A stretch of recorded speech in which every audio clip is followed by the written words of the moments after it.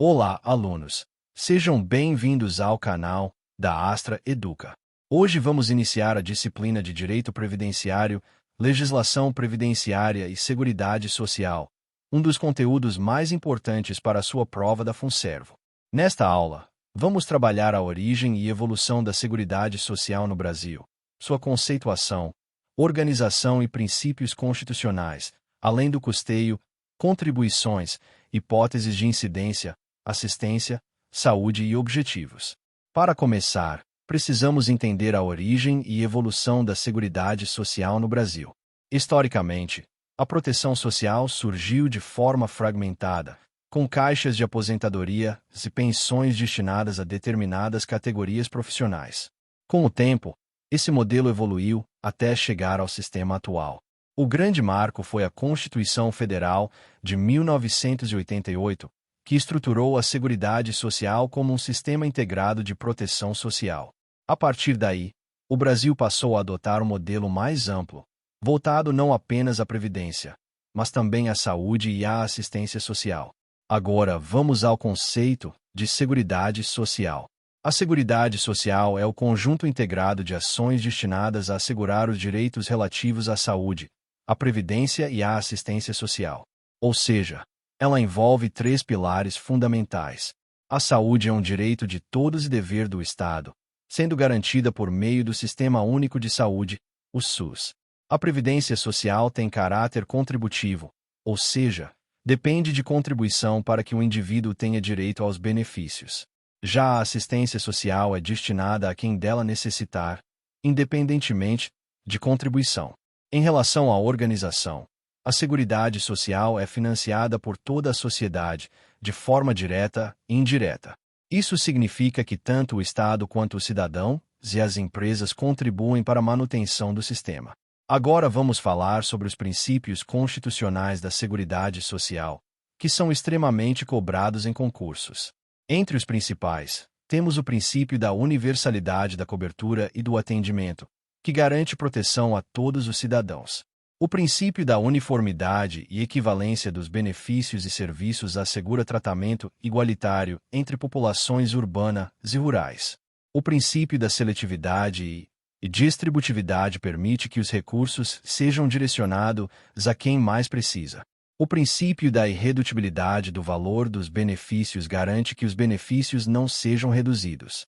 O princípio da equidade na forma de participação no custeio estabelece que quem tem maior capacidade contributiva deve contribuir mais. O princípio da diversidade da base de financiamento garante múltiplas fontes de recursos. E o princípio da gestão democrática e descentralizada envolve a participação da sociedade na administração do sistema. Agora vamos abordar o custeio da Seguridade Social. O sistema de financiamento é baseado em contribuições sociais. As principais fontes de financiamento incluem contribuições dos empregadores, dos trabalhadores, das empresas e do próprio Estado. Também há contribuições incidentes sobre a receita, o faturamento e o lucro das empresas. As contribuições são obrigatórias e têm como finalidade garantir o funcionamento do sistema. Existem também hipóteses de isenção, remissão e anistia. A isenção ocorre quando a lei dispensa o pagamento da contribuição. A remissão é o perdão da dívida já existente. Já a anistia refere-se ao perdão de penalidades, como multas. Agora vamos falar sobre as hipóteses de incidência de contribuição.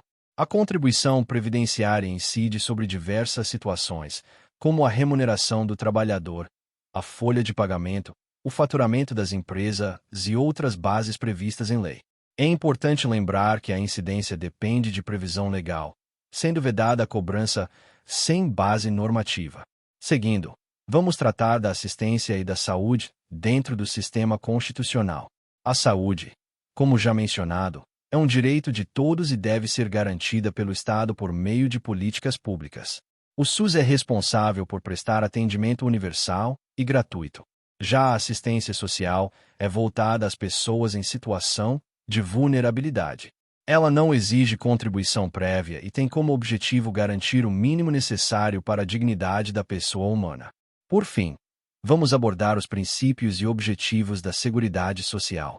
Os objetivos incluem garantir proteção social, reduzir desigualdades, promover justiça social e assegurar condições dignas de vida à população. Entre os princípios, além dos já mencionados, destaca-se a solidariedade, que é a base do sistema. Isso significa que toda a sociedade contribui para garantir proteção a quem precisa. Também é importante destacar o princípio da dignidade da pessoa humana, que orienta toda a atuação do Estado na área social. Portanto, compreender a evolução da Seguridade Social, seus conceitos, organização, princípios e formas de custeio é fundamental para sua prova. Agora aqui você precisa separar o que é assistência social, o que é previdência social e como funcionam beneficiários, custeio, salário de contribuição e regras gerais dos benefícios. A LOAS, Lei Orgânica da Assistência Social, organiza a assistência social como política pública integrante da Seguridade Social, ao lado da saúde e da previdência. A diferença central é esta: assistência social não exige contribuição prévia, ou seja, não depende de recolhimentos ao INSS. Ela é destinada a quem dela necessitar, com foco em proteção social, redução de vulnerabilidades e garantia de mínimos sociais. A LOAS trabalha com benefícios, serviços, programas e projetos, dentro do SUAS, o Sistema Único de Assistência Social, baseado em descentralização, participação social e cofinanciamento entre entes. O ponto mais cobrado em concurso é o Benefício de Prestação Continuada, o BPC, que garante um salário mínimo mensal à pessoa idosa com 65 anos ou mais e à pessoa com deficiência, desde que comprovem não possuir meios de prover a própria manutenção, nem de tê-la provida pela família, observados os critérios legais de renda e avaliação. Pegadinha clássica: o BPC não é aposentadoria, não gera pensão por morte, não exige contribuições, em regra, não tem 13º salário, porque não é benefício previdenciário. Também cai a ideia de que a assistência social tem controle social por conselhos e gestão por fundos, além de regras de acompanhamento e atualização cadastral, já que o benefício depende de manutenção das condições legais. No regime geral da Previdência Social, o RGPS, a lógica é contributiva e filiação obrigatória para quem exerce atividade remunerada abrangida. Beneficiário no RGPS é gênero e se divide em segurado e dependente. Segurado é quem contribui ou está protegido pela filiação. Dependente é quem pode receber prestações em razão do segurado, principalmente pensão por morte, quando cabível, auxílio-reclusão. Os segurados mais cobrados são empregado, empregado doméstico, trabalhador avulso, contribuinte individual, segurado especial e facultativo. Dependentes são organizados por classes, e a regra de prova é: cônjuge ou companheiro e filhos não emancipados menores de 21 anos, ou inválidos ou com deficiência, estão na primeira classe, com dependência econômica presumida. Pais e irmãos entram em classes seguintes e normalmente precisam comprovar dependência econômica, além de obedecer à ordem de preferência, porque uma classe exclui a outra. Quando a prova fala em benefícios e custeio do RGPS, pense em duas leis base: a Lei 8.213, que trata dos benefícios, e a Lei 8.212, que trata do custeio. Benefícios do RGPS abrangem prestações por incapacidade, aposentadorias, benefícios de proteção à família e eventos como morte e reclusão, além de serviços como reabilitação profissional e serviço social previdenciário. Para fins de concurso, é essencial reconhecer que o custeio da Seguridade Social é financiado por toda a sociedade, de forma direta e indireta, com recursos dos orçamentos públicos e contribuições sociais, incluindo contribuições do empregador, do trabalhador e dos demais segurados, além de outras receitas legalmente previstas. Em questões, a banca adora cobrar que a previdência é contributiva e tem equilíbrio financeiro e atuarial, enquanto a assistência é não contributiva. Salário de contribuição é a base de cálculo das contribuições previdenciárias do segurado. Em muitos casos, também influencia o cálculo do salário de benefício. Conceitualmente, ele corresponde à remuneração auferida em uma competência, dentro de limites mínimo e máximo. O limite mínimo, como regra geral, não pode ser inferior ao salário mínimo para a maioria das contribuições mensais, e o limite máximo é o teto do RGPS, que é o maior valor sobre o qual incide contribuição e que também serve como referência para limites de benefícios, conforme a legislação. A prova cobra muito a diferença entre verbas remuneratórias, que integram o salário de contribuição, e verbas indenizatórias, que ficam excluídas. Em termos práticos, entram no salário de contribuição parcelas que remuneram o trabalho, como salário base, adicionais habituais, horas extras, comissões e outras vantagens pagas com habitualidade. Ficam fora, em regra, parcelas indenizatórias e ressarcitórias, como reembolsos, indenizações e benefícios que não tenham natureza salarial, sempre observando o que a lei e a jurisprudência consolidada considerarem como integrante ou excluído. Outro ponto que cai é que o 13º tem contribuição específica, apurada separadamente, e não se mistura com a remuneração mensal para alguns cálculos. Sobre salário base, que aparece em alguns editais, o que você deve guardar é a ideia de enquadramento do contribuinte individual em faixas ou critérios para determinar contribuição mínima e base escolhida dentro dos limites legais. Na prática atual, a contribuição do contribuinte individual e do facultativo gira em torno do salário de contribuição por eles declarado ou apurado, respeitando piso e teto, e com regras próprias para categorias específicas, como o segurado especial, cuja contribuição pode ser ligada à comercialização, conforme previsto em lei. Proporcionalidade e reajustamento, quando cobrados, se conectam à necessidade de ajustar valores e limites ao longo do tempo, preservando critérios legais e evitando contribuição abaixo do mínimo ou acima do teto. Nos planos de benefícios da Previdência Social, a banca costuma cobrar 4 blocos: espécie de benefícios e prestações, carência, salário de benefício e renda mensal inicial, e reajustamento. Carência é o número mínimo de contribuições mensais para o segurado ter direito a certos benefícios. Regra de prova: nem todo benefício exige carência, mas muitos exigem, e o número varia conforme a espécie. Em geral, aposentadorias programáveis exigem carência alta, benefícios por incapacidade podem exigir carência menor, e há hipóteses de dispensa de carência em situações específicas definidas em lei, especialmente quando há eventos graves ou acidentes, conforme o caso. Salário de benefício é a base de cálculo usada para chegar ao valor do benefício, obtida a partir de médias de salário de contribuição conforme o regime legal vigente e regras de atualização monetária. A renda mensal do benefício é o valor efetivamente pago, obtido ao aplicar coeficientes, percentuais e limites ao salário de benefício, variando conforme o tipo de prestação, a data de filiação e as regras constitucionais e legais aplicáveis, especialmente após reformas. Em prova, é comum a banca não exigir a conta completa, mas sim que você saiba o que é a base e o que é resultado. Salário de benefício é a base. Renda mensal é o valor pago. Reajustamento do valor do benefício tem como objetivo preservar o valor real, segundo critérios legais, e é um tema que aparece tanto como conceito quanto em questões de interpretação. Benefício não é reajustado como o servidor quiser. Ele segue índices e regras oficiais, e a distinção entre reajuste de benefícios e reajuste de teto e limites do sistema. Por fim, sempre preste atenção a enunciados que misturam LOAS com RGPS, porque essa é a pegadinha mais comum. BPC é assistencial e não depende de contribuição. Aposentadoria e auxílios do RGPS dependem de filiação e regras contributivas.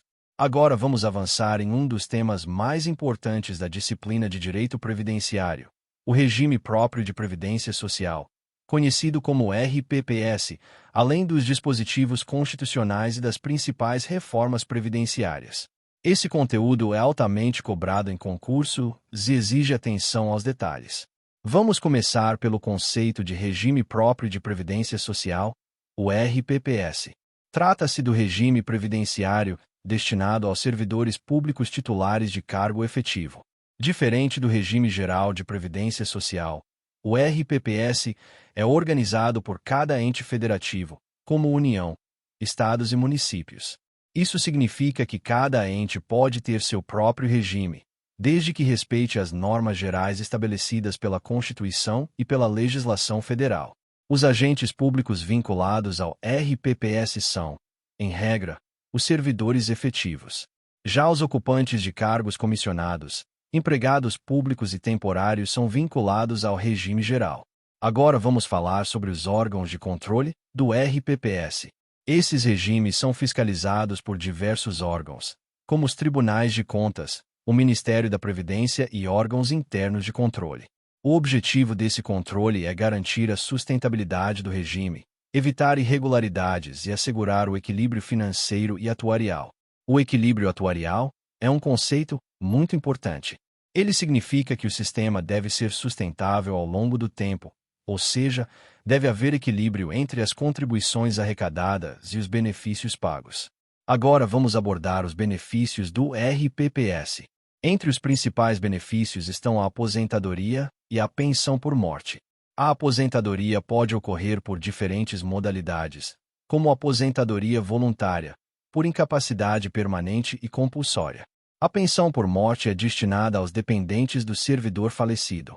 As regras para a concessão desses benefícios foram profundamente alteradas pelas reformas previdenciárias, especialmente pela Emenda Constitucional número 103 de 2019.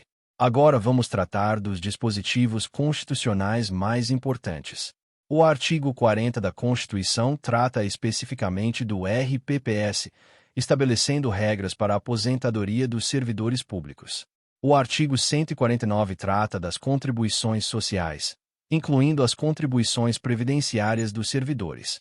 O artigo 195 trata do financiamento da Seguridade Social, definindo as fontes de custeio. O artigo 201 trata do regime geral de previdência social, mas é importante para fins comparativos. E o artigo 249 trata da compensação financeira entre regimes previdenciários. Agora vamos falar sobre as principais emendas constitucionais que alteraram o sistema previdenciário. A Emenda Constitucional número 20 de 1998 foi a primeira grande reforma, introduzindo critérios mais rígidos para a aposentadoria. A Emenda número 41 de 2003 trouxe mudanças importantes, como a contribuição de nativos e a criação de regras mais restritivas. A Emenda número 47 de 2005 flexibilizou algumas regras, criando possibilidades de aposentadoria com base em critérios diferenciados. A Emenda número 70 de 2012 tratou de situações específicas relacionadas à aposentadoria por invalidez. E a Emenda Constitucional número 103 de 2019 promoveu uma ampla reforma da Previdência, alterando regras de idade mínima, tempo de contribuição e cálculo dos benefícios. Essa reforma buscou garantir maior sustentabilidade ao sistema previdenciário. Agora vamos abordar a Lei Federal número 9.717, de 1998, que estabelece normas gerais para a organização e funcionamento dos regimes próprios. Essa lei determina que os regimes próprios devem observar critérios como equilíbrio financeiro e atuarial, transparência, gestão responsável e controle. Ela também estabelece regras para a aplicação de recursos, concessão de benefícios e fiscalização.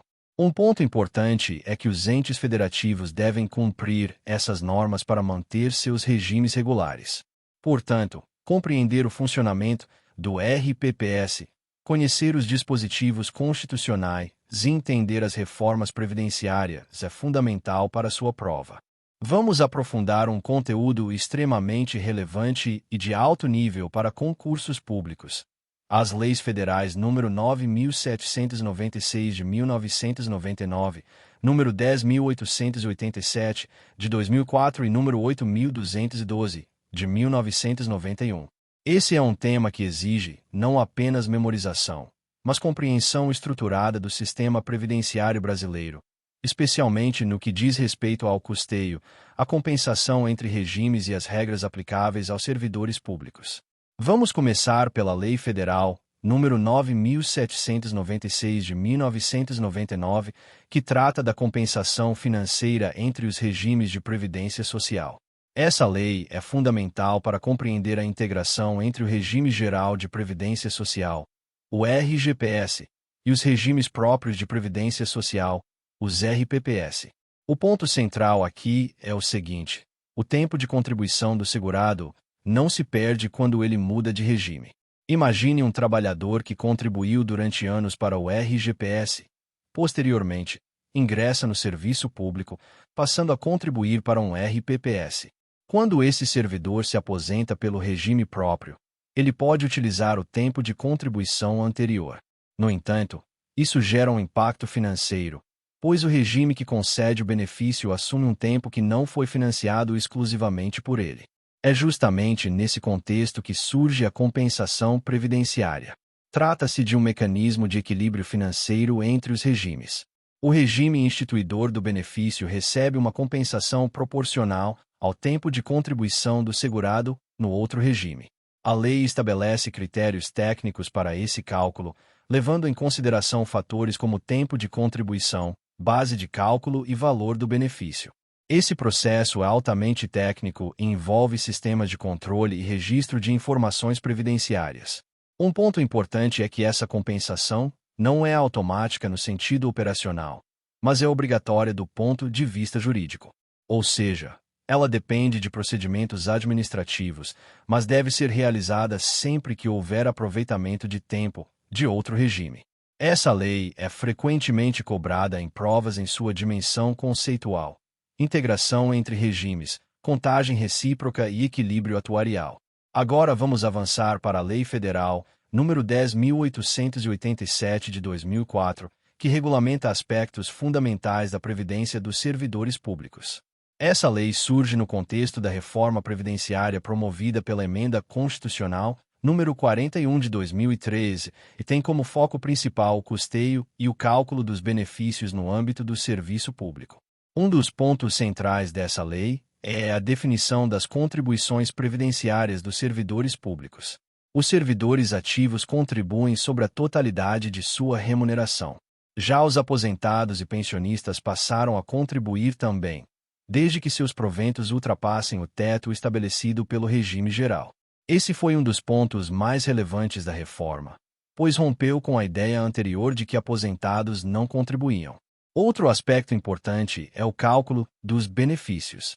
A lei estabelece que, para os servidores que ingressaram após determinadas reformas, o cálculo da aposentadoria passa a considerar a média das remunerações ao longo da carreira, e não mais a última remuneração. Isso tem impacto direto no valor dos benefícios e está relacionado ao princípio do equilíbrio financeiro e atuarial. A lei também trata da contribuição do ente público, ou seja, do próprio Estado. O ente federativo deve contribuir para o regime, garantindo sua sustentabilidade.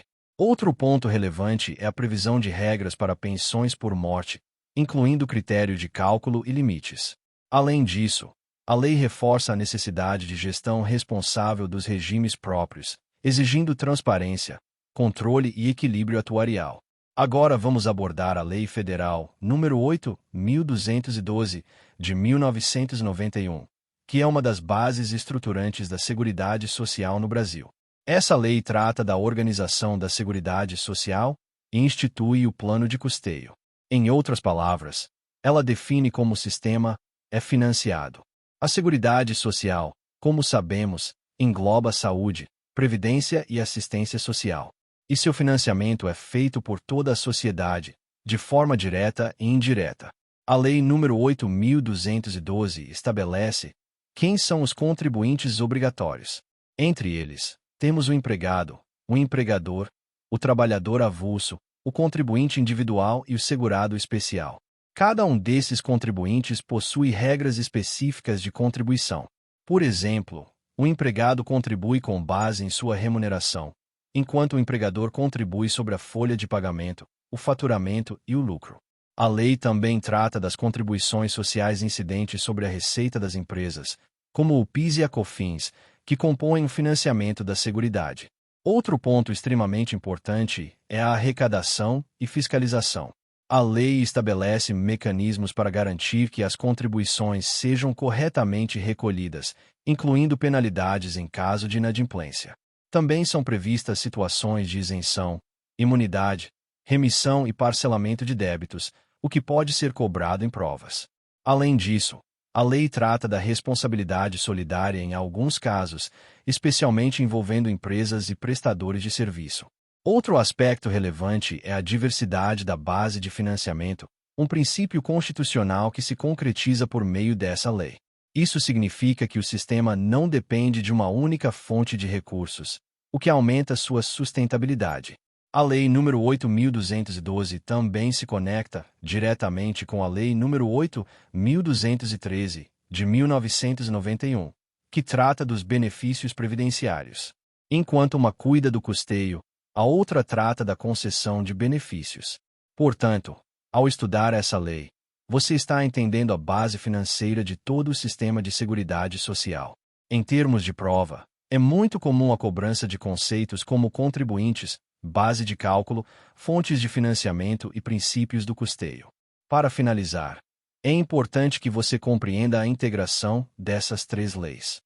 A Lei nº 8.212 organiza o financiamento da Seguridade Social. A Lei nº 10.887 regula aspectos específicos da previdência dos servidores públicos, especialmente após reformas. E a Lei nº 9.796 garante o equilíbrio entre regimes por meio da compensação previdenciária. Essas normas, quando analisadas em conjunto, revelam a estrutura complexa e integrada do sistema previdenciário brasileiro. Dominar esse conteúdo exige leitura atenta, compreensão dos conceitos e prática com questões. Agora vamos estudar três normas muito cobradas. A Lei 8.213, de 1991, a Portaria do Ministério do Trabalho e Previdência 1467, de 2022 e a Lei 12.618, de 2012, sobre Previdência Complementar do Servidor Público. Aqui o segredo é não misturar os regimes. A Lei 8.213 é o coração do RGPS, a Portaria 1467 organiza regras gerais para a RPPS, e a Lei 12.618 trata de previdência complementar, que é outro pilar, com lógica diferente. A Lei Federal 8.213, de 24 de julho de 1991, é conhecida como Lei de Benefícios do Regime Geral de Previdência Social. Ela disciplina quem são os beneficiários do RGPS, quais benefícios existem, quais são as regras gerais de concessão, manutenção e perda de direitos e como se calcula, em linhas gerais, o valor das prestações. Em prova, beneficiário é gênero e se divide em segurado e dependente. Segurado é quem tem filiação ao RGPS e está protegido por ele. Dependente é quem pode receber prestações em razão do segurado, principalmente pensão por morte, quando cabível, auxílio-reclusão. A lei também trabalha com a ideia de qualidade de segurado, que é essencial para a concessão de vários benefícios, e com o chamado período de graça, que mantém a proteção por certo tempo, mesmo sem contribuição, variando conforme a situação do segurado. A Lei 8.213 organiza os benefícios em grandes grupos. Você vai encontrar aposentadorias e benefícios por incapacidade, benefícios ligados à proteção da família e benefícios por acidente ou risco social.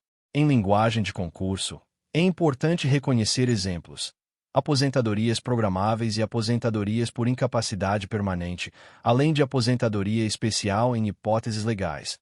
Auxílio por incapacidade temporária, que muita gente ainda chama de auxílio-doença. Auxílio acidente, que é indenizatório e pode acumular com salário em situações específicas, salário maternidade, salário família, pensão por morte e auxílio reclusão, com regras próprias. Além de benefícios, a lei também prevê serviços, como reabilitação profissional e serviço social, que costumam aparecer como itens de prestação previdenciária mesmo não sendo pagamento mensal típico. Outro ponto campeão de cobrança é carência, que é o número mínimo de contribuições mensais para ter direito a certos benefícios. A banca costuma trabalhar com a noção: alguns benefícios exigem carência, outros podem ter dispensa em hipóteses legais. Exemplo de números muito repetidos em prova: carência de 180 contribuições para aposentadorias programáveis em regra geral. Carência de 12 contribuições para benefícios por incapacidade temporária, ressalvadas hipóteses de dispensa. Para salário maternidade de contribuinte individual e facultativa, a regra de carência normalmente cobrada é de 10 contribuições, enquanto para empregada e empregada doméstica o direito se vincula à filiação e ao afastamento, com lógica própria.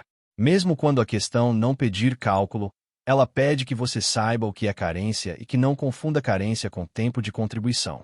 A Portaria do Ministério do Trabalho e Previdência número 1467, de 2 de junho de 2022, é uma norma administrativa que consolidou e organizou regras gerais aplicáveis aos regimes próprios de previdência social, os RPPS, que são os regimes dos servidores efetivos dos entes federativos que os instituem.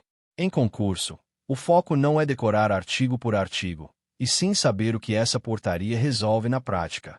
Ela estabelece parâmetros e procedimentos para a organização e funcionamento do RPPS, governança, custeio, avaliação atuarial, demonstrações e envio de informações, regularidade previdenciária e controles.